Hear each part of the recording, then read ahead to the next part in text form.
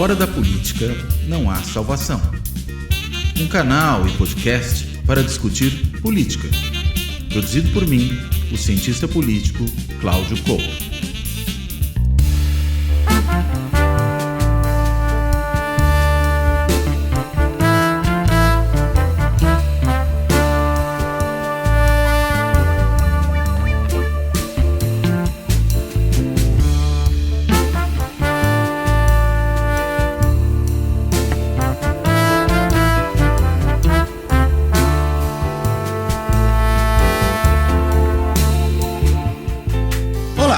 Este Fora da Política não há salvação vai tratar da relação do governo com o Congresso Nacional, que a gente tem acompanhado, tem visto isso, não tem sido nada fácil, né? O governo Lula tem, claro, conduzido uma agenda no Congresso que até teve vitórias importantes durante o seu primeiro ano de governo.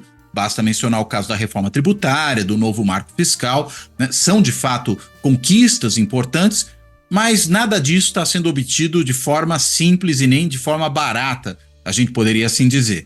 E já houve também sinalizações, já no final do ano passado, né, no fechamento ali dos trabalhos legislativos e já no início desses trabalhos legislativos de 2024, de que o trabalho será árduo. Haja vista, por exemplo, as mensagens que o presidente da Câmara dos Deputados, o deputado Arthur Lira, ele deu ao governo no seu discurso de abertura do ano legislativo.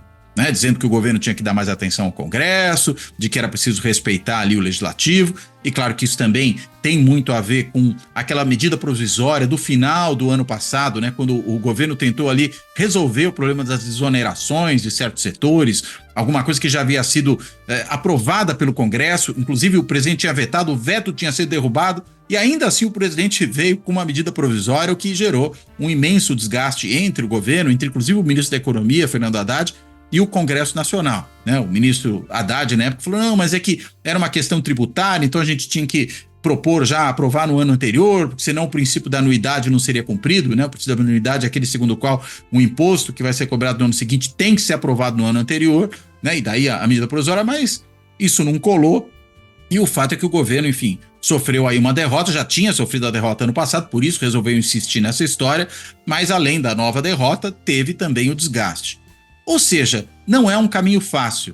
Aquele governo Lula 1, o governo Lula 2, né? Governos em que o presidente teve uma grande facilidade para fazer avançar sua agenda. A gente que tenha dito que isso era por causa do mensalão, mas isso não explica exatamente a obtenção de maioria, o sucesso legislativo do governo Lula 1 e 2, né? Mas um governo que, assim como o governo Fernando Henrique antes dele, tinha tido uma grande facilidade de conduzir a sua agenda no Congresso, esse governo Lula 3 não é igual àqueles dois.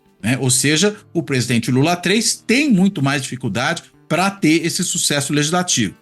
Claro que isso pode, em parte, ser explicado pelo fato de que o Congresso é muito mais à direita hoje do que era lá atrás, e isso é uma das heranças aí do período Bolsonaro, mas isso é insuficiente para explicar tudo o que acontece. Há também o fato de que é um Congresso que mudou o seu comportamento na relação com o Executivo de uns anos para cá, né? Eu chamaria atenção a algumas coisas ao longo desse processo. A gente teve, por exemplo, lá em 2015, governo Dilma ainda, governo Dilma II, primeiro ano do governo dela, uma presidente já muito enfraquecida, e não à toa, eu diria, você teve ali a aprovação daquela emenda constitucional que tornou impositivas as emendas individuais ao orçamento. Aí no primeiro ano do governo Bolsonaro, um presidente que abdicou de liderar uma coalizão legislativa, falou que não ia fazer coalizão com ninguém, que ia governar com as bancadas temáticas, ruralista, evangélica, da bala no Congresso. Esse presidente também ali, que não dava atenção para o Congresso, levou mais uma, que foi o quê? A aprovação da emenda constitucional, que criou a impositividade, aí não das emendas individuais, mas das emendas de bancada estadual ao orçamento. De novo, mais um espaço ali de barganha do Executivo com o Legislativo que se perde, porque antes as emendas orçamentárias não eram de execução obrigatória pelo Executivo. Ele podia segurar essas emendas para negociar com o Legislativo e só liberar para quem, digamos, entregasse aquilo que o governo espera, né? Quem não entrega não come biscoito, alguma coisa desse tipo. O fato é que com essa impositividade das emendas lá no governo Dilma II e no governo Bolsonaro, né, primeiro ano, a gente teve aí mais uma redução da margem de manobra da negociação do Executivo com o Legislativo.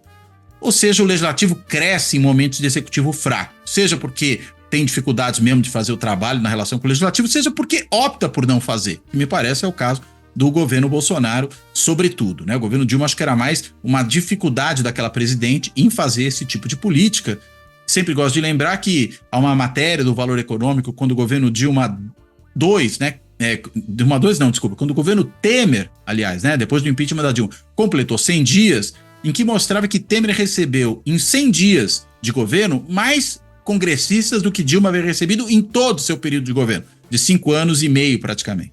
Então, a gente tem aí sinais de uma presidente com dificuldade de fazer essa relação, ainda que não abdicasse formalmente dela, como Bolsonaro de fato fez, né? Enfim, o fato é que tudo isso foi nos deixando um Congresso mais poderoso. Depois vieram as emendas de relator, chamado orçamento secreto, e foi assim que Bolsonaro governou e é assim que Lula recebeu o Congresso. Então, é uma situação muito mais difícil.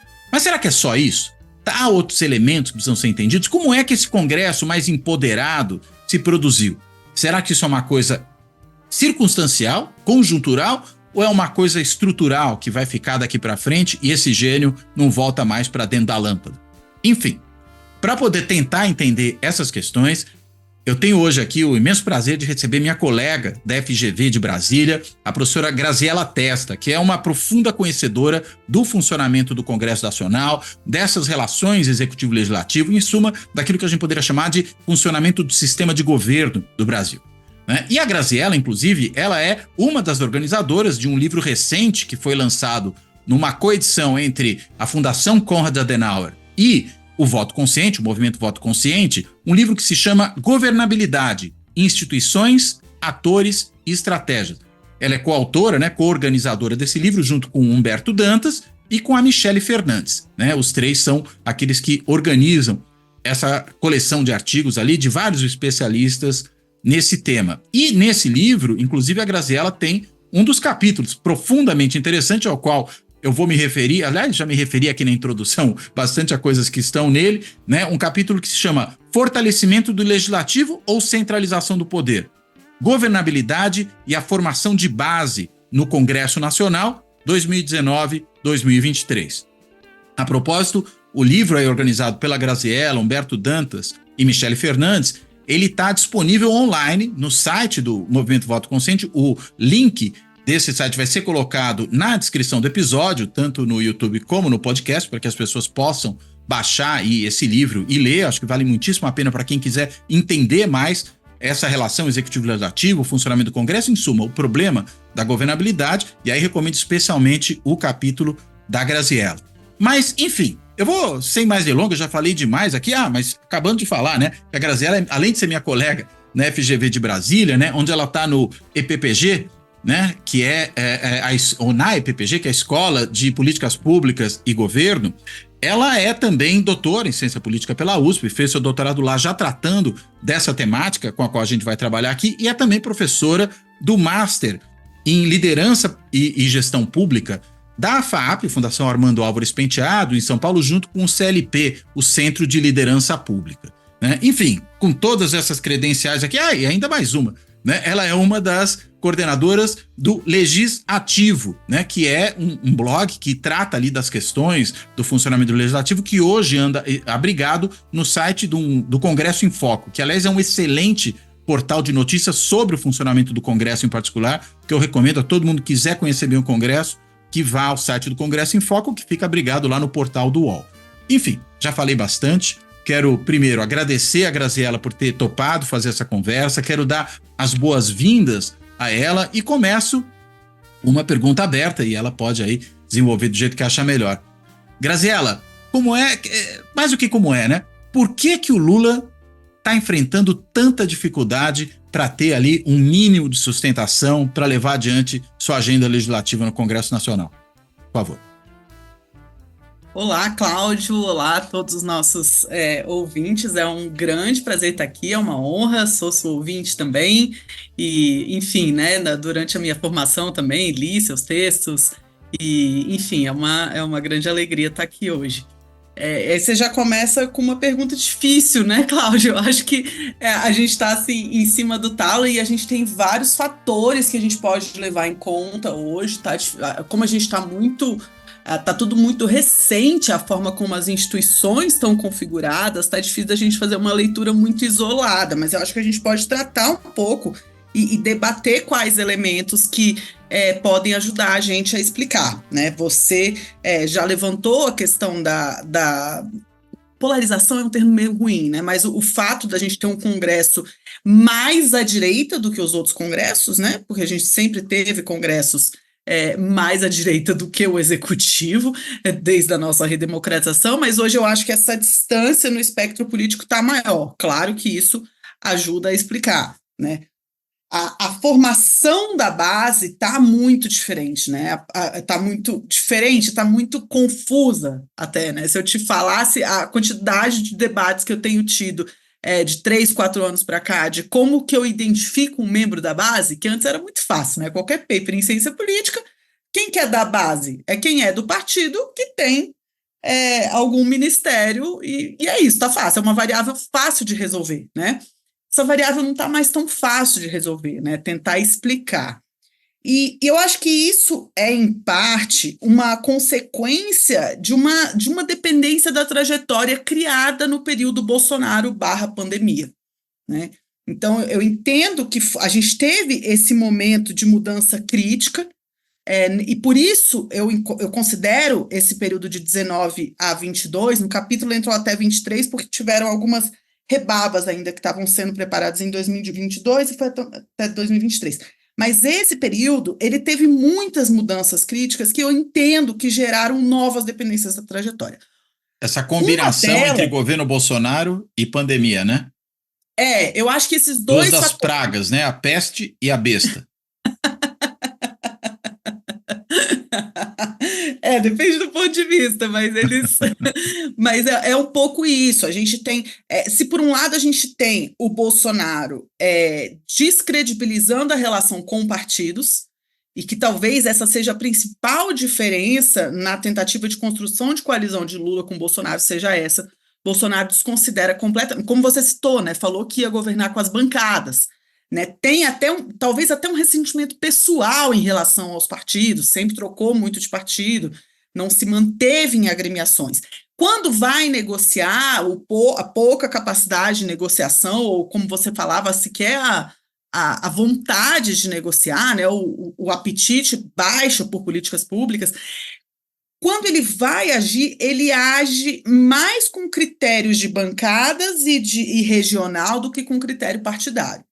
Né? E isso enfraquece os líderes partidários de nível legislativo. Não estou falando que as lideranças partidárias regionais estão enfraquecidas. Eu acho que essas estão mais fortes do que nunca com os recursos que ele tem, enfim. Mas a unidade partido político, ela não é mais entendida como uma unidade para se construir coalizão, né? Que é o que Lula fez nos 2 governos dele, Fernando Henrique fez, enfim, a gente tem uma ampla literatura falando sobre isso, mas a gente tem uma alta renovação no Congresso, né? Isso é quase uma... É difícil falar sobre isso sem alguém falar, como assim?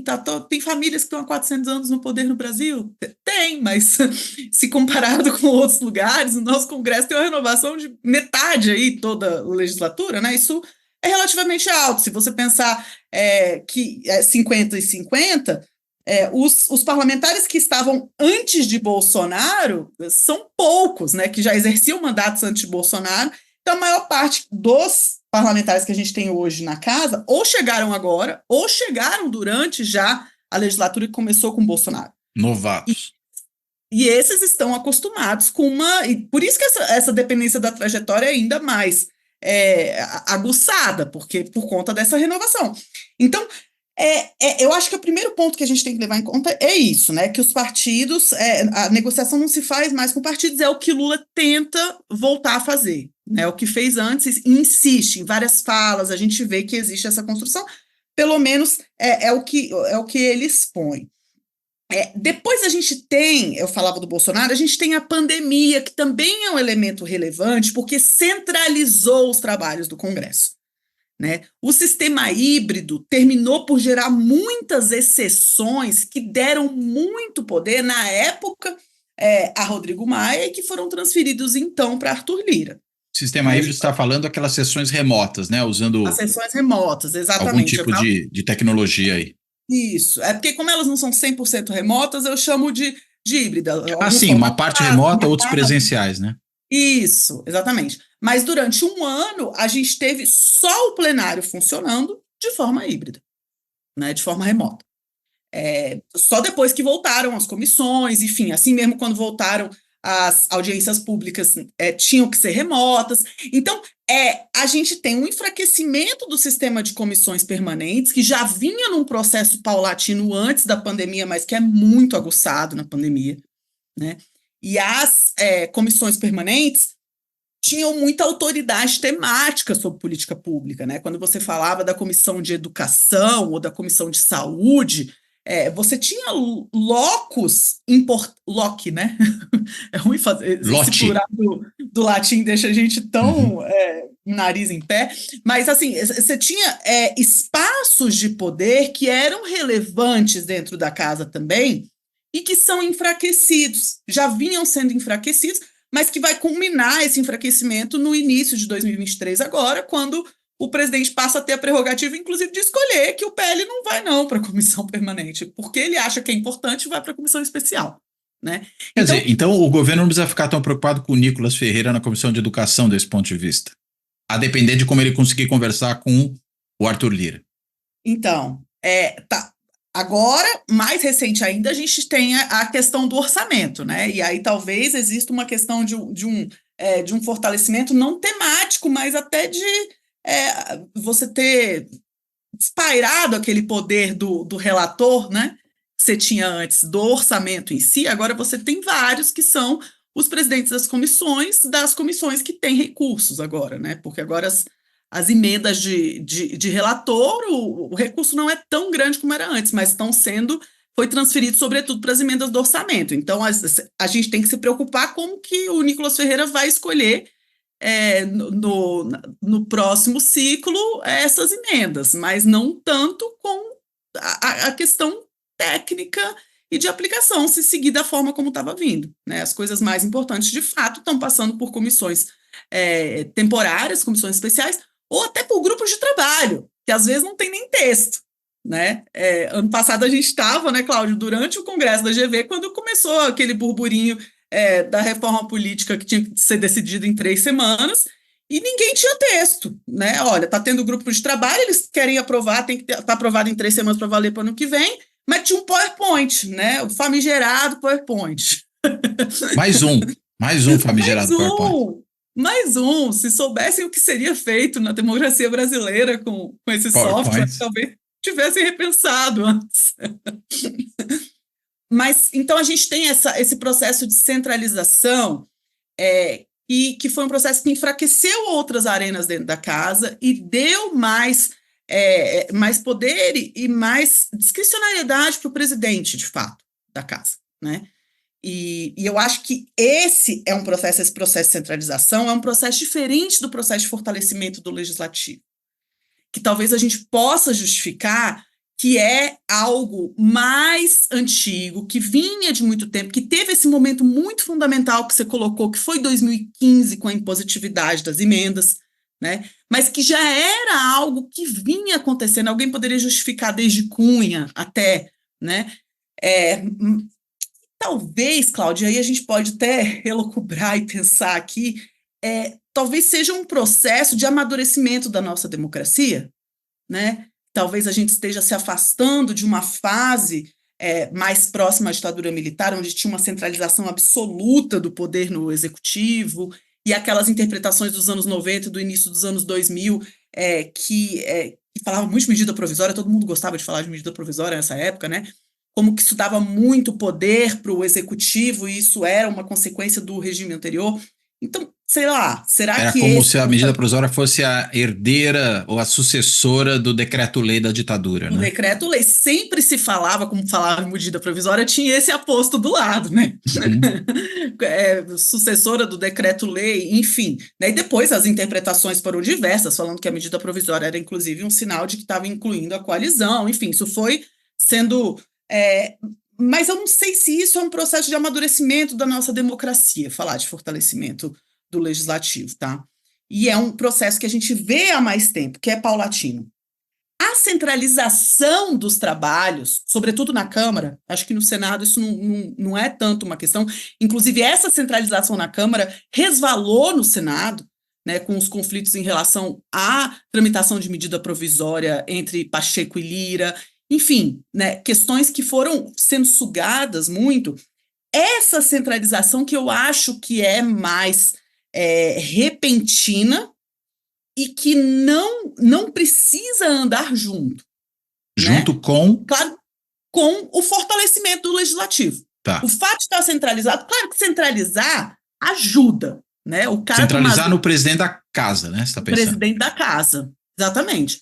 Ajuda que ele tenha, enfim, é mais fácil de sistematizar em relação ao executivo, de se impor. Mas não precisa andar junto, né? A gente pode ter um poder legislativo mais descentralizado e que ainda assim seja forte em relação ao poder executivo. É mais ou menos essa a perspectiva, né? E aí, por fim, eu acho que a gente precisa falar do orçamento que você colocou, né, Cláudio, que é fundamental, que foi a principal mudança de Bolsonaro foi esse shift de você dar mais valor às emendas individuais do que às coletivas, que é um problema desde 1992, né? A gente está falando aí de anões de orçamento. Você pega o relatório da CPI, que inclusive é fantástico, joguem no Google, pesquisem, de vez em quando eu volto lá, tem umas diretrizes para o que deve ser o orçamento público no Brasil. Na época era muito pouco regulado o orçamento, né? Não tinha limite para emenda, enfim. E uma das diretrizes é que as emendas coletivas são muito melhores do que as individuais, né? Porque, claro, evita que você faça um uso puramente eleitoreiro dessa emenda. E essa foi a mudança que deu no governo Bolsonaro, né? A maioria, claro que você já vinha tendo uma aproximação das coletivas em relação às individuais, mas ainda assim a gente tinha mais coletivas do que individuais. Quando chega no governo Bolsonaro, as individuais passam às coletivas e a gente tem toda a questão da visibilidade, a ausência de visibilidade pública do que se chamou de orçamento secreto, né, das RP9, enfim. Mas eu acho que talvez o outro elemento que a gente precisa tratar aqui é o orçamento que vem junto com a diminuição do orçamento pro executivo, né? Então, agora o executivo não tem mais aquela parcela do orçamento que é discricionária, a maior parte já vem vinculado do orçamento, né? O grosso do orçamento não tem amarrado, muito. né? O ministro decidir, né? Tem que pagar salário, tem que pagar, enfim, o espaço físico e tudo mais.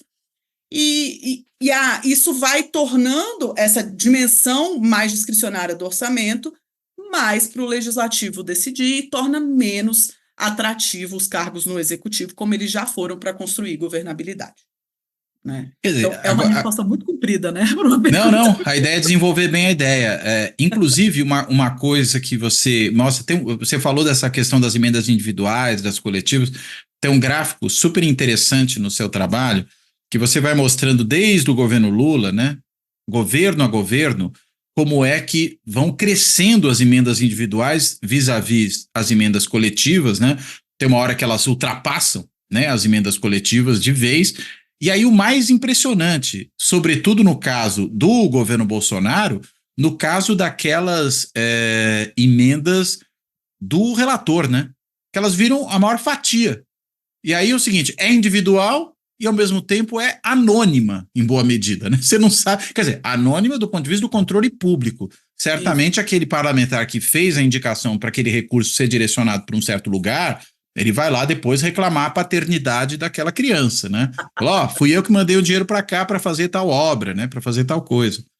Sim, perfeito. Quem quiser se aprofundar nisso depois até, tem a tese de doutorado do Rodrigo Faria foi sobre isso, da GV, inclusive, e ele me ajudou muito com esses dados aí, e é isso, Cláudia, a gente está tendo uma mudança de como se aplica o orçamento, e nesse ponto especificamente do poder que vem de você executar o orçamento, isso está tá em processo de mudança, eu diria, sabe? E a gente tem, inclusive, o próprio STF como ator relevante nesse processo, né? Que primeiro faz um movimento, lembra daquele movimento que ele fez para barrar as emendas, mas era num momento que não tinha sequer legitimidade para aquilo, né? E aí eles dão uma resposta, o Congresso dá uma resposta de uma certa visibilidade, mas que não é o que se esperava, né? E aí só então quando muda o governo que o STF sente que há legitimidade para julgar e de fato julga como sendo enfim, como sendo impossível que o legislativo siga fazendo desse jeito. Então você teve muitos atores incluídos nesse processo. Acho, inclusive, um ótimo tema de trabalho para quem estiver fazendo um doutorado aí. Acho que é um processo muito legal da gente olhar e pensar como se transformou esse orçamento. Mas eu fico só lembrando, Cláudio, do David Fleischer. David me orientou na monografia de Professor da graduação. UNB, aposentado Isso, agora, né? isso, aposentado. Lá no início dos anos 2000, final dos anos 90, ele já falava, a gente falava de reforma política e na época era sistema proporcional, sistema majoritário, cada hora tem uma moda de reforma política. E o David falava assim, olha, reforma política que vai mudar profundamente as relações no Brasil seria tornar o orçamento impositivo. Todo Essa ele. seria.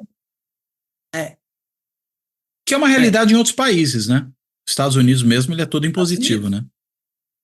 Não é Agora, tão estranho, né? não é tão estranho. Só que o Congresso americano, ele se responsabiliza muito mais pelo gasto que ele vai lá e coloca. Porque o nosso Congresso quer executar orçamento, mas não quer cortar gasto. Chega na hora de. Ele não fala de onde vem para falar para onde vai o recurso. Agora até tem, enfim, TCU tá falando que precisa ter, mas não é uma cultura nossa, né? O Congresso não vê o orçamento como algo escasso, como um recurso que se você tirar de um lugar, você tem que colocar no outro. E isso é muito complicado, porque coloca o executivo sempre, inclusive um executivo. É muito curioso, a gente tem um governo, um presidente da República, em tese, de esquerda, né, que fica tentando segurar para que o orçamento público não exploda num Congresso que é muito mais à direita. Vai explicar isso fora do Brasil, né? Mas, do jeito que está hoje, qualquer presidente da República teria que lidar com esse dilema e teria que cortar gastos para conseguir manter enfim, né, a economia no prumo. E porque o Congresso, de novo, não se responsabiliza. Ele escolhe fazer essa destinação de recursos, sobretudo com caráter localista, né? E aí, nesse sentido, de novo, acho que a gente pode falar um pouquinho de dependência de trajetória, que uma das, talvez a bandeira mais ampla e que, de fato, eu senti que teve colocada em prática no governo Bolsonaro tenha sido o tal do mais Brasil e menos Brasil, né? Então, esse municipalismo que vinha em tantos lugares diferentes, ou estadualismo também, se realizou no governo Bolsonaro e se mantém. Mas hoje, via né? orçamento público por meio dos congressistas. Exato. Exatamente. E com essas decisões individuais, porque você pode, inclusive, uma emenda regional costuma ser uma emenda positiva. Se você junta pessoas de partidos diferentes, de um mesmo estado, para levar uma determinada emenda, é mais difícil que isso seja feito um uso eleitoreiro, porque se veio um deputado do PT, um do PL e um do PDT, MDB, né, e levaram uma emenda para uma determinada região do Espírito Santo, é mais difícil que eles vão competir numa eleição para prefeito, cada um querendo levar crédito pela emenda que os dois fizeram, não faz tanto sentido, né? Então, eu acho que a gente tem uma maçaroca aí, Cláudio, para tentar explicar isso, mas eu acho que tem coisas que ajudam a gente a explicar, né? Que eu acho que o Lula trabalhando com um sistema institucional que acabou antes, né? E o ano passado foi um ano dele tentando. Eu até imaginei que fosse ter mais conflitos com Lira, foi menos conflituoso do que eu esperava essa relação. Poxa, Mas você esse está mais ano, otimista que eu. Eu acho que é sempre tão difícil negociar com o Lira. mas a gente não teve conflitos abertos entre o governo e o Lira. E o Lira, em alguns momentos, de fato, abraçou a pauta do governo e entrou, né? E aceitou aquilo que era mais. O governo teve que se livrar de muitos anéis para ficar com os dedos, Ah, né? Ano sim, sem passado. dúvida. É nisso que eu estou Muito. pensando, na realidade, né? Tá. Mas pensando no contexto, eu acho que poderia ser muito pior se o Lira resolve, não sei, falar que realmente não negocia mais com o governo, É que o Lira né? gosta dos anéis, né? Ele gosta muito, demais, né? Ele tem uma certa fixação por joias, parece até o Sérgio Cabral, ex-governador do Rio de Janeiro. Mas digamos que joias no sentido metafórico aqui, a gente está falando. Né? Agora, para entender um pouco esse O processo, Bolsonaro gosta menos metafórica, né? Ele o gosta Bolsonaro é mais. menos metafórico, sobretudo se forem joias vindas das Arábias, né? Aí então nem se fala nisso, aí é um outro negócio, tudo joinha. Veja, te perguntar aqui, eu falei do teu gráfico, tem um quadro também muito interessante, né? E eu sempre coloco essas coisas aqui no vídeo para as pessoas poderem visualizar, e quem tiver no Spotify consegue ver também, porque tem vídeo. Veja, você mostra o seguinte aqui que eu achei interessante, né? Como é que essa mudança ocorre de um ano para outro até, né? Você mostra como era em 2018, ano da eleição, o Bolsonaro é eleito, portanto, ainda governo Temer, e como passa a ser em 2019, primeiro ano do governo Bolsonaro, quando essa abdicação a que eu me referi, ou seja, o presidente, você fala, né, algo nessa linha também no teu texto, né, quando você diz que o presidente deixa de querer fazer uma coalizão, né, de liderar uma coalizão ali, então você coloca, quem conduz a sessão plenária, que é uma coisa importante, vai votar tudo ali, né? Antes eram os líderes partidários, essa coisa mais descentralizada e que você tem que fazer via acordo, né? É mais consensual. Passa a ser o presidente da mesa junto com os líderes, mais o presidente da mesa fundamentalmente. Ou seja, você aumenta a centralização e, se você me permite acrescentar a essa coisa, a discricionariedade, né? Porque, enfim, tem menos acordo aqui envolvido. Depois, falei discricionariedade, é o teu segundo ponto. Discricionariedade no sistema da votação em plenário. Não tinha. Passa a ser do presidente da mesa, né? Ele é o cara aí discricionário que vai resolver as coisas. Escolha dos parlamentares. Remoto não é. Isso dá um impacto enorme. Ele vai. De fazer remoto, né? Pode fazer remoto. Aliás, ele fez votações importantes assim, né? E isso segue acontecendo, segundo semestre, com certeza vai ser assim. Como se ainda estivéssemos na pandemia, né? Ao invés de recesso branco para as eleições, ele vai começar a passar as coisas via híbrida. Eu acho isso muito problemático e muito complicado. Muito complicado. E é sempre ad hoc. E por que você considera complicado? Se você puder só explicar. Porque uma das principais ferramentas que a oposição tem, a minoria tem, não vou nem falar oposição, que a minoria tem para lidar com matérias conflituosas no plenário é a, entre aspas, teimosia, né? Então, você... não, peraí. Kit obstrução, essas coisas? O que a gente chama de kit obstrução. Esses dois tópicos estão falando dessa mudança que reduziu as possibilidades do kit obstrução. Mudanças regimentais na Câmara, regimentais, exatamente. Que foi, inclusive, a principal bandeira de campanha do Lira, que era reduzir o kit obstrução. Isso não foi algo que veio do nada. Ele se propôs a isso, ele falava que as coisas estavam muito devagar. Ele tem uma perspectiva muito produtivista em relação ao processo legislativo e ele reduz as possibilidades. Então, isso já é uma coisa. Regimentalmente, isso já existe. Um decisionismo, né? Isso. E aí a isso se soma essas decisões ad hoc de tá todo mundo em Brasília numa quarta-feira, ele não consegue votar o que ele queria na quarta-feira à noite, ele fala, bom, então vai ter uma sessão amanhã de manhã, híbrida, né? Quem quiser voltar para os seus estados, só vote aí no celular, né? E quando você fala só vote aí no celular, pode ser feito, inclusive, pela assessoria, né? Claro, eles têm que dar um jeito para entrar lá no programa, mas, enfim, né? É uma coisa que por muito tempo foi importante, a presença em plenário, e assim, se o deputado não está muito aí para essa agenda, mas o líder dele está falando, vota assim, vai ficar até as 3 horas da manhã no plenário, entendeu? Ele vai embora para casa. E aí o kit obstrução tem essa possibilidade de você, bom, eu quero pedir contagem de quórum de novo, a cada tantos minutos você pode pedir de novo contagem de quórum, ou você pode pedir verificação de votação, né, quando vota.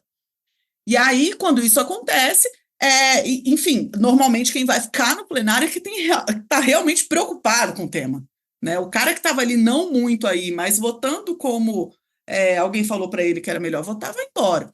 E é bom que seja assim, né? Eu espero que os deputados que sejam muito aguerridos e que estejam interessados numa causa específica tenham possibilidade de colocar as suas questões. A gente precisa ter ferramentas de minoria, né, minimamente. E essas ferramentas foram muito reduzidas drasticamente, e mais do que isso, você dá o controle do sistema de votação pro presidente da mesa, né, que agora decide se a votação vai ser remota ou não vai. Claro que ele consegue antecipar o resultado de forma um pouco mais calculada, sabendo de uma forma ou de outra, isso é bem complicado, né? Quer dizer, você não tem mais o controle. Essa coisa do quórum é muito interessante, né? Porque uma das coisas, historicamente, não só no Congresso brasileiro, né, em todo tipo de parlamento, que a oposição usa para derrubar propostas, ou um grupo minoritário usa para derrubar propostas que estão correndo o risco, vamos dizer assim, de serem aprovadas, vamos ver se está todo mundo aqui em plenário no número mínimo exigido. Agora, se o cara não precisa estar em plenário, ele pode estar no estado dele, né, à beira da piscina, ou tomando um chopp na praia, e dizer que está votando pelo celular, acabou esse instrumento, ele não existe mais, você não tem mais verificação de presença. Exato. Né? Exato. Você simplesmente extingue esse instrumento pela maneira, veja, e nesse caso nem pelo regimento, você extingue pela forma como você contabiliza a presença ou não das pessoas, que é presença até dos ausentes, vamos dizer assim, né? O cara pode estar em qualquer lugar que ele está ali, né? Ainda que virtualmente, né? É realmente uma maluquice. E dá um poder discricionário, vai, aí nesse outro sentido pro presidente da casa, brutal, né? Quando convém, ele convoca assim, quando não convém, ele não faz, né? É isso. Imagina se você, presidente da República, pudesse falar assim, bom, vai ter eleições ano que vem. Aí você calcula, se as pessoas votarem pelo correio, eu tenho mais chance de me reeleger do que se as pessoas votarem presencialmente. Eu posso escolher se as votações vão ser pelo correio ou vão ser presenciais, né? Mal comparando, esse é o poder do Lira. Ele pode escolher como vai ser a votação, se ela vai ser presencial ou se ela vai ser remota. E não é porque essa é uma regra permanente, universal. Não. Ele resolve quando ele vai usar e quando ele não vai, né? Ad hoc. É muita discricionalidade. E aí vira espaço para abuso mesmo, né? Mas deixa eu voltar para o quadro, porque tem uma outra coisa interessante que você fala, e isso para mim chamou muita atenção, né? Escolha dos parlamentares que irão compor a arena deliberativa sem proporcionalidade partidária e texto. Ou seja, você mostra o seguinte, que as comissões permanentes, aquelas em que cada partido vai ter uma representação ali de acordo com o tamanho da sua bancada e, portanto, você tem um certo equilíbrio que representa a vontade do eleitor na composição do legislativo, isso passa a ser de acordo com a vontade do presidente da casa, que substitui aquela comissão na prática por um grupo de trabalho, que é um instrumento totalmente informal, em que ele resolve, sei lá, se ele quiser colocar todo mundo do mesmo partido, e ele coloca. Se ele quiser colocar ninguém de um partido que tem um monte de representantes, ele também não coloca. É isso, né? Agora, como é que pode isso? Exatamente. E assim, a gente tem uma previsão regimental para grupos de trabalho, mas a previsão regimental não entende que o papel do grupo de trabalho é fazer lei, é consolidar leis existentes. Então, sei lá, você faria um grupo de trabalho para consolidação das... como aconteceu, por exemplo, dos juristas negros.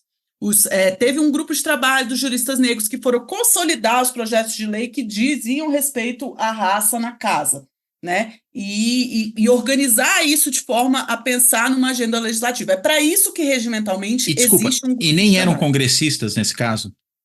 Tinha um congressista só e a maior parte eram de notáveis. juristas externos, exato, professores, enfim, né? Então, isso é a utilidade do grupo de trabalho, né? Não é fazer lei. O que tem acontecido é você criar um grupo de trabalho que, uma vez que o grupo de trabalho termina de decidir, já se apresenta um PL com urgência e já leva a plenário. Ou seja, né, ele substituiu a atuação da comissão, com a diferença que o grupo de trabalho não tem nenhum critério para formação, como você muito bem colocou.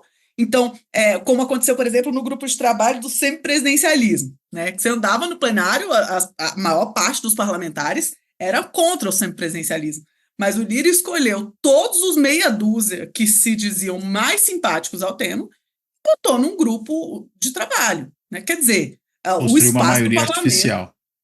para confrontar o contraditório. Não houve nenhum confronto de contraditório, né? Todo mundo concordava. Claro que depois houve as audiências públicas, é muito difícil você achar alguém, um expert que seja um defensor muito efusivo do semipresencialismo, enfim, né?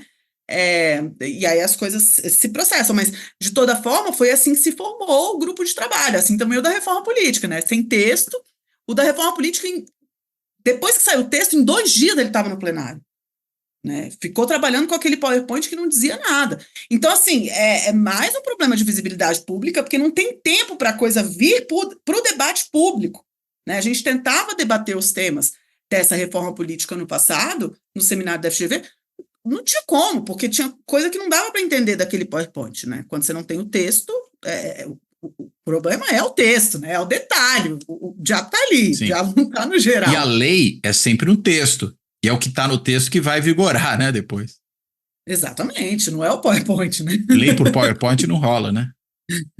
Então, eu acho que o grupo de trabalho tem ele dá muito, muito poder ao presidente, muita discricionariedade, fica o tempo todo mundo atrás do presidente, porque quer participar dessas arenas temporárias que se tornam as mais relevantes, né? E ele vai escolher aqueles que estão mais próximos a ele, né? Claro, se for uma comissão temporária, nesse caso, ele precisa respeitar a proporcionalidade. Mas até isso, você sabe que é informal?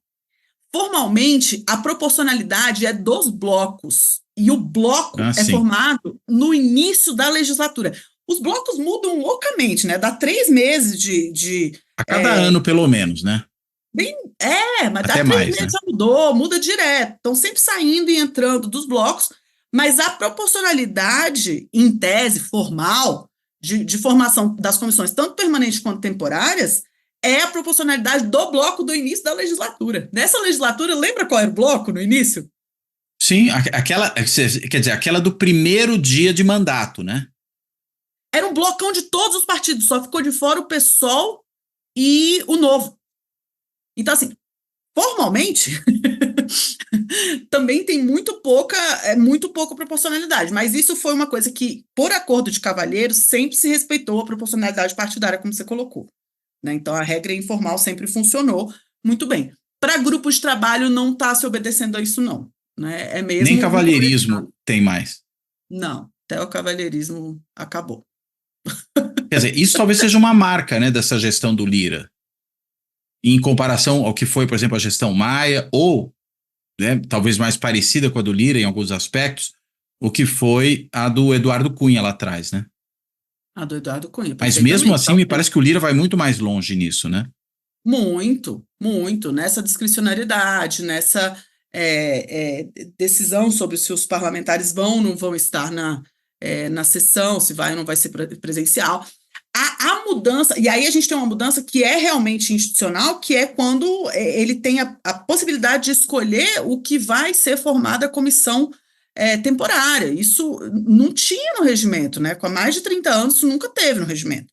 Até tinha um uso estratégico, porque você falava que os projetos que versarem sobre temas que seria direcionado a mais do que 3 comissões de mérito, tem que se formar uma comissão especial. Então, se dava um jeito de dar uma guaribada ali no projeto, para ele parecer que tem muito mérito diferente, e aí, como o despacho inicial é da mesa, tá bom, vai, forma uma comissão especial. Mas, pelo menos, tinha que dar uma disfarçada nessa discussão. Agora, nem mais isso, né? Agora, se o projeto for importante, você pode formar uma comissão especial. Ora, se o projeto é importante, para mim é mais um motivo para você passar por várias comissões permanentes. Para aumentar a deliberação sobre ele, né? O escrutínio a que ele vai ser submetido.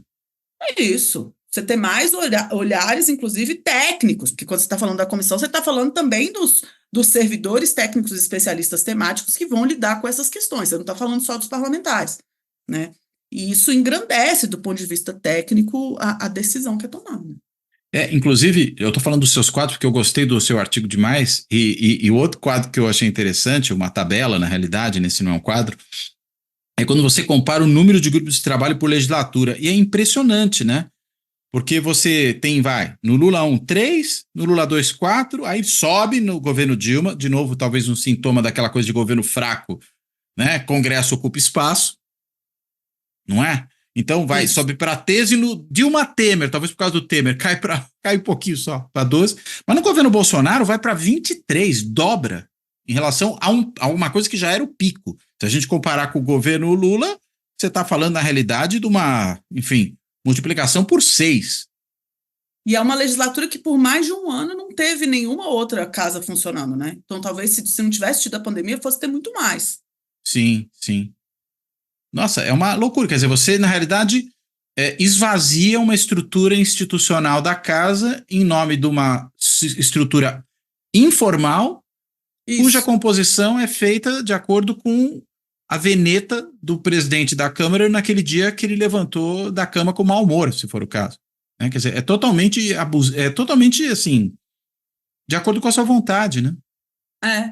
É pouco institucional, né? Parece que a gente vai desinstitucionalizando no sentido mais Bowlby, né? Literatura bem velha, mas é, a gente tem que sempre trabalhar, quando a gente está falando dos espaços dentro do Congresso, com os recursos escassos, né? A gente tem o mesmo número de parlamentares, a gente tem o mesmo número até de salas. Tem uma questão de reserva de sala, porque hoje a gente tem tanta comissão Que não funcionando cabe. ao mesmo tempo que não cabe mais naquele corredor das comissões, né?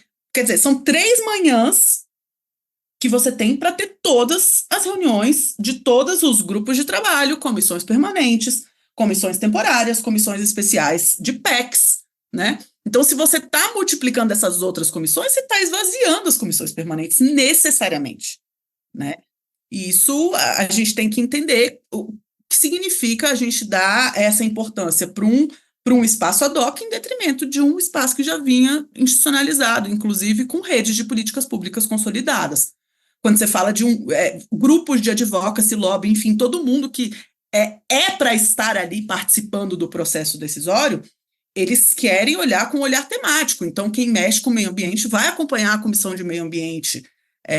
Quem mexe com educação está olhando para a comissão de educação, né? Se as coisas estão sendo processadas na comissão, outra comissão que teve nessa legislatura foi a comissão externa de acompanhamento do MEC. Né? Por que isso não pode ser uma subcomissão dentro da comissão de educação, entendeu? Que é uma comissão institucionalizada. São vários processos que vão... e o aumento brutal do número de comissões também, né? Que foi uma multiplicação tardia em relação aos ministérios, né? Aquela multiplicação de ministérios que aconteceu nas legislaturas anteriores, agora aconteceu com as comissões. E você tem comissões time B, que eu brinco, né? Que você pode ser da comissão time A e da time B, porque O que significa isso na prática? Porque regimentalmente tem algumas comissões que você só pode participar, tipo assim, você não pode participar da comissão de educação e da comissão de saúde ao mesmo tempo, você só pode ser titular de uma e suplente de outra. Mas a comissão da mulher, a comissão do idoso, a comissão dos indígenas, essas comissões você pode participar da saúde e dessas também, né? Então, você criou uma categoria de comissão que eu fico na dúvida o major e o minor. Exato. Mas tem algumas que só podem ser minor. Você não pode fazer major em comissão da mulher, entendeu? Major tem que ser só as maiores. Então, eu fico na dúvida se isso facilita para essas questões, inclusive para essas pautas, ou se só torna elas questões pontuais que são, enfim, né? Como comissão de mulher que se reúne 11h30 da manhã, com todo mundo querendo acabar logo para poder almoçar, né? Sei. Que maluquice. Agora, uma coisa que você também observa no seu capítulo, que eu achei muito interessante, né? E isso, enfim, eu já tinha ouvido algum comentário a esse respeito, mas acho que você coloca isso de maneira muito mais clara, que o presidente da Câmara, ele parece estar substituindo, em termos práticos, os líderes partidários, né? Os líderes partidários eram aqueles que, digamos, organizavam suas bancadas e, consequentemente, disciplinavam suas bancadas, assegurando que elas votassem de forma coesa. Agora, se ele esvazia os líderes, porque as indicações que eles fazem para as comissões são inócuas na medida em que o que passa a interessar são, ora, as comissões temáticas, as comissões provisórias, né, aquelas que são montadas ali ad hoc, ora, os grupos de trabalho, né? Enfim, ele tem o controle sobre o relator do orçamento. que aí vai também agraciar os parlamentares de acordo com a boa vontade que esses parlamentares demonstrarem, não para seus líderes partidários, mas para com o presidente da Câmara. Então, passa a ser uma situação em que é com esse sujeito, o presidente da casa, né, imagino que no Senado talvez não seja tão assim, porque o Senado você tem cachorros maiores, né, ali a serem domados e na Câmara nem tanto, mas é com esse sujeito que o executivo vai ter que negociar a sua pauta e não mais com as bancadas de partidos. Então mesmo aquela situação de você abrir espaço no governo para os partidos ocuparem ministérios, por exemplo, isso parece perder importância diante dessa intermediação. E aí você, na realidade, começa a abrir espaço no governo para a ocupação de cargos pelo presidente da casa também, né? Perfeito. Sim. Agora, diante disso, os líderes partidários não se rebelam contra esse tipo de situação? Então, isso é uma ótima pergunta, Cláudio. Isso é uma ótima pergunta. Quando a gente estava trabalhando esses temas e discutindo isso no grupo de pesquisa, era sempre esse o puzzle que a gente chegava, né? E a sensação que a gente tinha é que existia uma satisfação dos líderes partidários das bancadas dos partidos em relação a essa transferência regional mais aguçada, né? E os líderes partidários ficam menos sobrecarregados de ter que buscar também recursos regionais para suas bancadas. E talvez por isso não se rebelassem contra essa perda de prerrogativas, né? Mas eles perdem poder, né? Hã? Eles perdem poder. Perdem poder, mas também perdem a necessidade de ter que se justificar para suas bancadas. Você tem quem você culpar, né? Olha, são líderes preguiçosos, a gente pode dizer assim. Quem não levou o recurso, eu não consegui fazer o líder, sei lá, você não conseguiu construir a ponte que você queria, não foi por minha causa, foi por causa do presidente da mesa, né? Vai falar com ele, tenta conseguir com ele. Só que como ele concentra muito poder também, e você tem essa dispersão, é muito mais difícil ele ser pressionado do que, digamos, pela sua bancada específica, né? Como seria um líder partidário. Exatamente. Aliás, eu falei preguiçoso, mas parece muito mais um líder covarde, né? Ele abre mão de poder em troca de uma... Não estou fazendo um julgamento moral, estou tentando entender a lógica do comportamento dele, né? Ele quer fugir de qualquer tipo de problema o tempo inteiro. Sim. Mesmo que para isso ele se torne um líder, num certo sentido, irrelevante como líder, né? Pelo menos em algum grau, perde relevância, vai. Não é irrelevante, mas é menos relevante do que teria sido em outra situação, ou do que era, né, na situação anterior. E é interessante a gente lembrar também que esses líderes partidários legislativos são diferentes daquelas cabeças de partido que lidam com os recursos e tal, que antigamente a gente chamava de cacique partidário, que hoje eu aprendi que não pode mais falar cacique, que não faz o menor sentido. Correto. Não é só por isso, é porque a liderança do cacique ela é muito horizontal. Sim. Quando a gente fala em cacique, a gente pensa uma coisa totalmente vertical e não é verdade, isso. Faz todo sentido. Foi o que eu aprendi com o indígena. Mas que se chamava de cacique, né? Que são esses líderes locais que ficam com os principais recursos do fundo partidário, do fundo eleitoral. Muitas vezes essas pessoas sequer têm cargo, né? E mesmo que tenham, eles não ficam lidando com essas questões de dia a dia de legislativo. Né? Muitos desses entendem as questões do legislativo, inclusive como questões menores, né? Estão mais preocupados com a gestão do recurso do partido, em olhar para o partido como empresa mesmo e ficar lá de CEO, sobretudo esses partidos que têm menos orientação programática, né, Cláudia? A gente tem vários partidos com esse caráter também, né? A gente vai sair agora pela Cadernos, lá da Federal da Bahia, um artigo meu com a Lara Mesquita e com aqui Bruno da GV Bolognese, de São Paulo. Que a gente tentou conceituar Centrão. Pô, isso aí é uma coisa que há muitos anos se tenta. Então, vai ser só mais uma tentativa, mas a gente foi um trabalho divertido de fazer. E a gente Eu gosto de chamar, só para te falar, de partidos de adesão. Partidos de adesão, tá. É interessante, porque o nosso dilema é sempre entre ser uma coisa completamente não programática e ser conservador. Eu acho que a maior crise está aí, né? Quer dizer, não é programático, mas tem uma quedinha para o conservadorismo, Mas né? é o Arenão, tem gente que chama de Arenão, né? Até O hoje. Toledo, o Zé Roberto Toledo chama de Arenão. É. E, mas a gente mexeu um pouco com esses dados e, quer dizer, a gente tem partidos que tem muito pouca preocupação, inclusive de indicar voto, que libera bancada direto, né? Quer dizer, esse partido está preocupado que se ele tem pouca orientação programática, por que ele quer alocar os membros em comissões temáticas talvez não, né? Talvez isso não seja poder para eles não façam A não essa ser que isso leitura. aumentasse o poder de barganha dele para obter recursos para o partido enfim, para o coletivo do partido, mesmo que não sejam preocupações de ordem programática, né? Isso, é. Aí você precisa ter, inclusive, membros do partido que tenham interesse programático. É verdade. Recurso para quê? Bem, pode ser o recurso do PORC, né? O recurso que você. Meramente alocativo, né? Você bota lá na sua base eleitoral para render em votos ou render em financiamento de campanha também. Exato. Futuro, Esse né? segue lá com os cabeças do partido. Esse tem ainda. Mas o recurso interno do legislativo, para quem que esse recurso é valioso, né? Vai variar de acordo com a estratégia que o parlamentar tem, né? Eu tenho essa sensação que tem parlamentares que têm uma atuação muito mais interna no legislativo e outros que têm uma atuação na base e deixam muito pouco. A atuação parlamentar deixa muito a desejar, né? Interessante, né?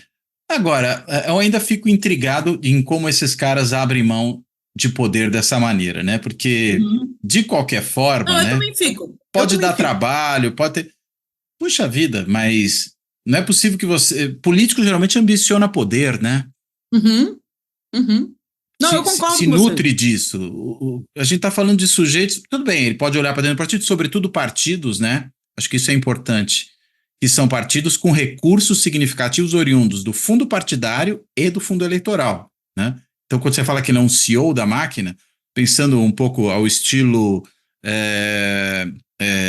Bivar, Luciano Bivar, o mais incendiário dos políticos Pega fogo brasileiros, cabaré. né? Hã?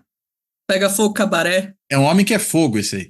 Mas ele, enfim, a vida inteira dele, mesmo quando ele tinha um partido nanico, né? A vida dele era gerir os recursos do partido. Quando o partido virou um mastodonte com muito dinheiro, continuou querendo ser isso, só que com muito mais recursos, aí deu no que deu, né? Na briga que ele arranjou primeiro com o Bolsonaro, né? Embora brigar com o Bolsonaro, no caso dele, acho que nem dá para dizer que isso vinha tanto da responsabilidade dele, mas agora no União Brasil, né? Semineto. Eu acho que isso é um puzzle, Cláudio, mas eu acho que a melhor explicação que a gente tem para os partidos terem, para os líderes partidários terem tolerado isso, é realmente esse fator externo que fez isso acontecer, que foi a pandemia. Centralizou, não teve jeito. A maior parte dessas mudanças começou por conta dessa centralização que veio do processo híbrido. E aí você tem um agente externo que causa uma mudança, e a partir disso é uma dependência da trajetória, né? Ou seja, aquilo que foi construído ali cria um encapsulamento do que pode vir depois, né? Isso. Pode ser que eles retomem essa? Pode. Eu não estou falando que essa mudança é assim, agora o presidente da mesa vai ser, daqui em diante vai ser assim. Não, né? Mas se eles quiserem retomar essas prerrogativas que eram deles e que passaram para o presidente da mesa, vai ser um novo processo de mudança. O status quo não é mais pró-líderes, o status quo é pró-presidente, né? Da e aí Câmara. pode ser da Câmara. Não o presidente da República, que fique claro, né? De quem a gente está falando. Né? Muito obrigada. Eu sou muito, muito Congresso. Eu falo presidente, eu já penso que o presidente da República, na verdade, vai ficar ali tendo que negociar com o presidente da Câmara, né? Com o presidente da Câmara. Essa figura, o speaker, né, da casa, de repente ele ganha uma proeminência política no cenário nacional muito maior do que a sua própria relevância eleitoral, né? Isso, perfeito. Não, isso aí ainda. Isso é um clássico, né? Pessoas que têm muita relevância no legislativo e que têm pouca relevância eleitoral. Bom, a gente pode falar, inclusive, do Rodrigo Maia. E do Michel Temer, que quase não se elegeu deputado e foi 3 vezes presidente da Câmara. Perfeito, exatamente. Então, é disso que eu falo, que tem uma estratégia mais voltada para a base ou mais voltada para o legislativo em si, né? Quer dizer, para ele ter atuação legislativa, ele precisa ter o mandato, mas para você tendo mandato, você não precisa ter atuação legislativa, né? Sim. Então, talvez o grosso tenha muito mais preocupação com a base e poucos recursos. Isso, inclusive, é uma briga que eu tenho há algum tempo com a Câmara, que eu quero saber qual que é a parte do gabinete do sujeito que está na base ou que está ou que está em Brasília, mas a gente não tem essa informação, né? A gente tem uma informação muito clara sobre qual é o salário, quantas pessoas tem no gabinete, mas eu não sei se está em Brasília ou se está lá. Seria ótimo para a gente conseguir fazer o desenho dessas estratégias dos parlamentares, mas quem sabe um dia a gente chega nessa transparência pública, né? Agora, só uma coisa, você falou do Rodrigo Maia, né? Para comparar com esses caras que têm mais importância política nacional do que voto. Agora, o Rodrigo Maia, de qualquer maneira, me corrija se você achar que eu estou errado, ele jogava muito mais um jogo institucional da Câmara, do Legislativo como uma estrutura institucional, Total. do que o faz o Lira, né? Tudo bem que no seu último mandato na presidência da Câmara, lidando com o governo como era o governo Bolsonaro, governo de Uhum. conflito. É bom lembrar que antes do Supremo Tribunal Federal virar o inimigo predileto do bolsonarismo, o Congresso também era muito atacado, inclusive Sim, na figura do Rodrigo Maia, né? Talvez porque sim. justamente tinha essa postura mais institucional e não de virar presidente e falar, fazer o que você quiser, desde que você deixe a gente fazer aquilo que a gente quer também, né? Parece que tinha uma postura de liderar o legislativo como uma instituição mais coletiva e menos essa coisa na mão de certos indivíduos ali com grande capacidade de fazer arbitrariedades, né, na condução do sistema político. Perfeito, eu concordo muito com você.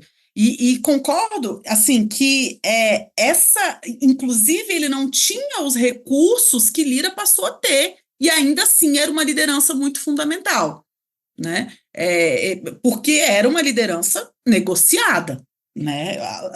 Fazia, enfim, os parlamentares se sentiam representados e e se sentiam ouvidos na forma como o Rodrigo Maia atuava, ainda que ele tivesse uma relevância maior do que os anteriores, porque a gente já tinha o governo Bolsonaro que abria mão desse poder de agência e de agenda e de iniciativa no legislativo, então já centralizou não, já empoderou muito o presidente da mesa, mas você não tinha os recursos que Lira tem, né? Enfim, de atuação em plenário, que reduziu o kit de obstrução, em relação às comissões que a gente falava agora, em relação ao orçamento, porque mudou, né? Então tinha um comportamento mais institucional e mais colaborativo e legítimo, por assim dizer. Né? Ele recebia todos, enfim, tinha um perfil muito acessível em relação aos deputados mas de todo modo teve pouco respaldo partidário no final, né? Talvez tenha Sim. havido um erro estratégico ali na fusão com a União Brasil, enfim, teve todo aquele conflito. E não obstante, a gente tem que ainda decifrar, acho que mais essa esfinge do Lira, né? Porque ele é um sujeito, enfim, é o presidente da Câmara eleito com a maior votação da história. Ou seja, algo ele faz que também, se não agrada seus pares, eu acho que deve agradar em alguma medida, né? Não é só temor, né?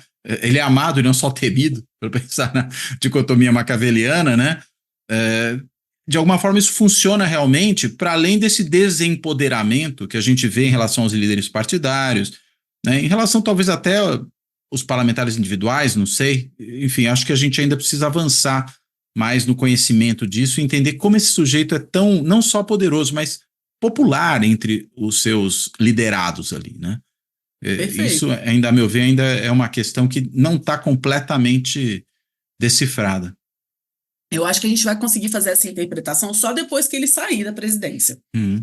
Porque esse último ano dele como pato manco, eu acho que tem bastante coisa para acontecer ainda, e ele tem as perspectivas dele que eu não sei se vão ser cumpridas, né? E como que vai ficar a relação dele com o governo, uma vez que quer dizer, né? O que Lira quer depois disso, né? Depois da presidência da mesa? Esse é o dilema, acho que de todo presidente da mesa da Câmara, né? Para onde vai depois? Tem muita chance de cair, né? E pouco espaço para subir. E não sei, tá? Subir eleitoralmente se ele fosse para o Senado. No estado dele é bem complicado ele pegar uma vaga, pelo menos nas próximas eleições. O que ele pode conseguir do governo? né? No Senado, o Davi Pode Alcolumbre almejar. se saiu bem, né? Quando saiu da presidência da Câmara. Virou um poderosíssimo presidente de CCJ. Mas será que Isso ele consegue uma coisa parecida na Câmara, né? não é o suficiente. Não é o suficiente. Você acha que o Lira vai se contentar com a presidência da CCJ? De jeito nenhum. Isso é coisa para Caroline de Tony. Meu Deus. Deus. Ai, quem Ai, diria? ai. Muito bem. Graziela, muito bom essa conversa, muito boa mesmo. Quero te agradecer, mas eu quero te devolver a palavra antes da gente concluir aqui para você, se ainda tiver um ponto que nós, porventura, não tenhamos abordado, você possa ainda trazer, se alguma coisa que a gente tenha esquecido. E também, claro, né, para você depois, na sequência, fazer a sua amarração final. Por favor. Eu queria reforçar essa questão do produtivismo legislativo, né, e da gente falar mais sobre boas decisões em detrimento de decisões rápidas. Né? Ultimamente, eu tenho visto muitos debates sobre como que a gente avalia um bom parlamentar ou um bom legislativo, e muita gente tem essa perspectiva da fábrica de salsicha, sabe? Parece que se o legislativo produzisse 50 leis por semana, 100 leis, vamos botar uma meta do número de leis, seria ótimo. E a sensação que eu tenho é que isso prejudica muito o tipo de trabalho que se espera de um legislativo numa democracia, né? A gente quer boas decisões, a gente não quer decisões necessariamente rápidas, né? Muitas vezes uma proposta ficar em tramitação 10 anos não significa que ela ficou encostada há 10 anos, mas que é um processo decisório que é duro, que é difícil, que precisa ouvir muitas pessoas. Né, tá aí a tese de doutorado da Sueli Araújo sobre o Código Florestal, falando desse processo decisório, vai muito nesse ponto. Né? Essa semana também participei de uma outra tese de doutorado que falou sobre o processo de esgoto e água no Brasil, do Demerval. Falar sobre processos decisórios e valorizar bons processos decisórios é algo que a gente precisa fazer mais do que pensar em produtivismo. Né? E o produtivismo ele pode ser pode ser pior para a democracia do que essa perspectiva, que também é um pouco falaciosa, de que deputado não trabalha, que está tudo na gaveta, enfim. Né? Talvez seja melhor não mudar uma lei do que mudar mal uma lei. Né? Que Pode depois ficar vai ser aprovando coisas irrelevantes, né? Irrelevantes, ou às vezes até relevantes. Acho que é pior ainda Nocivas, quando ela é irrelevante, né? E a Nocivas. decisão é ruim. Né? Olha para a reforma política, Cláudia, as mudanças que a gente fez, né? Criar uma regra que é insolúvel e que aí o judiciário tem que decidir quem vai tomar posse ou não vai tomar posse. Sim. Né? Porque chega na terceira etapa, olha só. E aí depois o pessoal fica bravo com o judiciário. Exato. Aí você fica bravo, mas quem convidou o judiciário para essa brincadeira foi o legislativo quando tomou uma decisão atabalhoada. Né? Então, assim, conclamar um pouco as pessoas a ficarem menos centradas nesse produtivismo e pensarem um pouco mais sobre a qualidade da decisão. Eu acho que isso ia melhorar muito a nossa democracia, inclusive. Ótimo. Graziela, de novo, muito obrigado pela ótima conversa. Enfim, quero aqui não só agradecer a Graziela, mas quero também concluir, como sempre faço aqui no fechamento, agradecendo a todas e a todos que têm acompanhado Fora da Política Não Há Salvação, seja no canal do YouTube, seja no podcast, lembrando que ele está disponível em mais de 20 plataformas de áudio, né, e no Spotify, para quem assim preferir também ou quiser em algum momento com vídeo, né, dá para assistir o vídeo também no Spotify, é um videocast desse ponto de vista. E claro, também agradecer a todo mundo e convidar quem ainda não estiver nesse grupo, todo mundo que tem cooperado com o Fora da Política Não Há Salvação por meio de algum tipo de apoio. Pode ser o mais simples ali, que é aquele botãozinho valeu demais, que está embaixo ali do vídeo no YouTube, tem um coraçãozinho, permite uma contribuição pontual por intermédio do Google Pay, seja também por intermédio do Google Pay, se tornando membro do canal, né, fazendo uma inscrição no canal do Clube dos Canais do YouTube, e aí permite também uma contribuição aí periódica do valor que a pessoa achar que deve, e dá a esses que estiverem nessa condição um acesso sempre antecipado ao vídeo, antes mesmo do vídeo entrar no ar no sábado às 0h, ele já fica lá disponível para quem for membro do canal.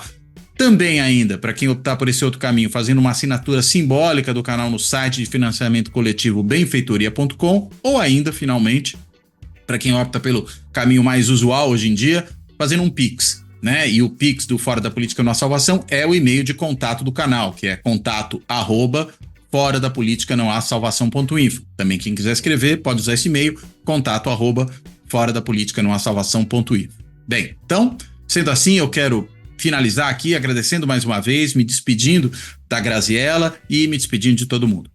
Até a próxima.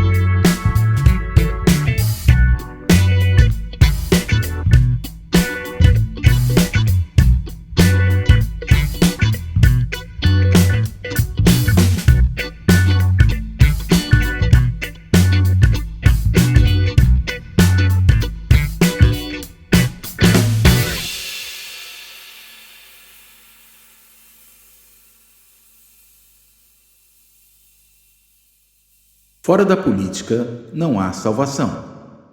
Um canal e podcast para discutir política. Produzido por mim, o cientista político Cláudio Couto.